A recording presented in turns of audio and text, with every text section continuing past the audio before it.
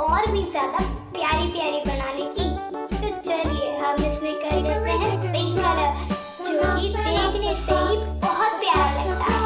तो इसे करने के बाद तो और भी ज्यादा प्यारा लगेगा। तो चलिए हम साथ मिलकर इस पिंक कलर को भी कर लेते हैं।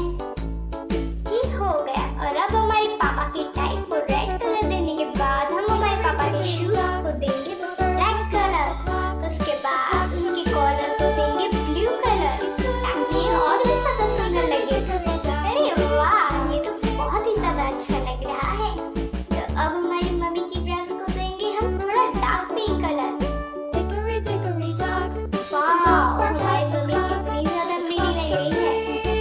ऑब्वियसली लगेगी ही, क्योंकि हम सभी साथ मिलके जो बनाया है। चिल्ड्रंस फादर्स मदर्स के दिन आप अपनी मम्मी और पापा को ये गिफ्ट तो जरूर देना, उनको बहुत ज्यादा अच्छा लगेगा। तो चलिए हम हमारे पापा के कोट पेंट को दे देते हैं ब्लू कलर।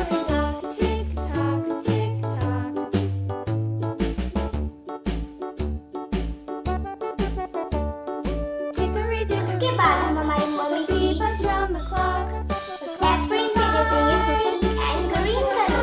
चिल्ड्रंस, अगर आप मम्मी के राजा बेटा हो तो इस वीडियो को करना सब्सक्राइब। अगर पापा की परी हो तो